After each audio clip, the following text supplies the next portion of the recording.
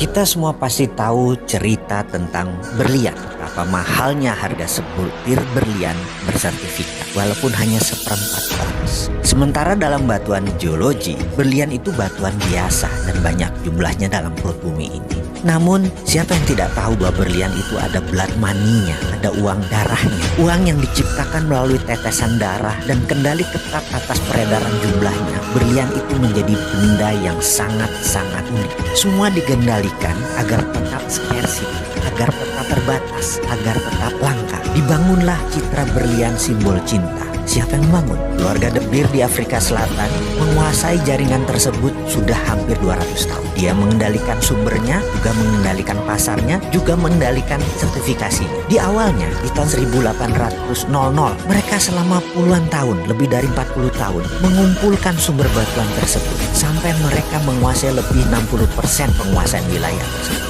Dan di tahun 1860 mereka mendeklar dengan menyatakan bahwa berlian adalah simbol cinta, berlian adalah simbol kehormatan, berlian adalah sebuah kekuatan, berlian adalah sebuah kemurnian. Dan image tersebut membuat benda berwarna putih bening tersebut berharga ribuan dolar, walaupun dengan gramasi yang sangat kecil. Kalau Anda tahu itu batuan apa, tetapi kita tidak bisa apa-apa. Kita semua sudah menjadi budak atas pencitraan berlian tersebut. Kita hanya menjadi korban pengambil price taker. Kita tidak bisa menentukan harga berlian. Kita pasrah dengan harga berlian tersebut. Apakah ini kesepakatan bersama? Oh tidak. Ini adalah keterpaksaan yang diciptakan. Dan apa yang keluarga De Beer itu ciptakan dalam bahasa sederhana, dalam bahasa ekonominya adalah economic alchemy atau rumus kimia sukses. Citra berlian sampai saat ini sudah 160 tahun, sudah banyak tertanam di bawah sadar kita bahwa berlian adalah batuan paling mulia dan paling mahal. Kita ambil contoh, kita sekarang punya batu akik, batu kecubung atau batu lainnya. Kita tidak akan pernah bisa mengalahkan citra berlian tersebut karena citra tersebut dikawal dengan ketat oleh keluarga tersebut. Sekali lagi,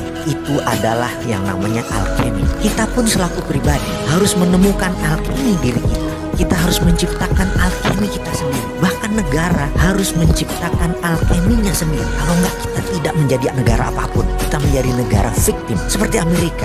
Mereka menciptakan alkemi. Mereka mengatakan mereka tidak menggunakan jaminan emas lagi pada tanggal 15 Agustus 1971 untuk mencetak dolar. Mulai saat itu mereka suka mereka mencetak dolar. Dan hari itu dinamakan hari alkeminya dolar. Dan itu alkeminya Amerika. Misalnya, strategi menaklukkan wilayah sewaktu Patih Gajah Mada menyatukan Nusantara dengan perjanjian logam, itu pun namanya alkemi. Kita tahu kan semua sejarah tersebut, di mana ketika Patih Gajah Mada menyatakan akan menyatukan Nusantara di bawah Panji Majapahit, ada puluhan kerajaan yang dihendak satukan, dari selatan Thailand Champa, dari utara Filipina sampai sisi timur Melanesia, nyaris tanpa tumpah darah. Hanya ada satu perang dengan kerajaan Pasundan. Sisanya hampir tidak pakai perang yang tumpah darah. Yang dipakai adalah perjanjian logam. Emas Majapahit dipinjamkan ke berbagai kerajaan, dan mereka yang menerima pinjaman emas tersebut menaikkan Panji Majapahit bendera gula kelapa yang berwarna merah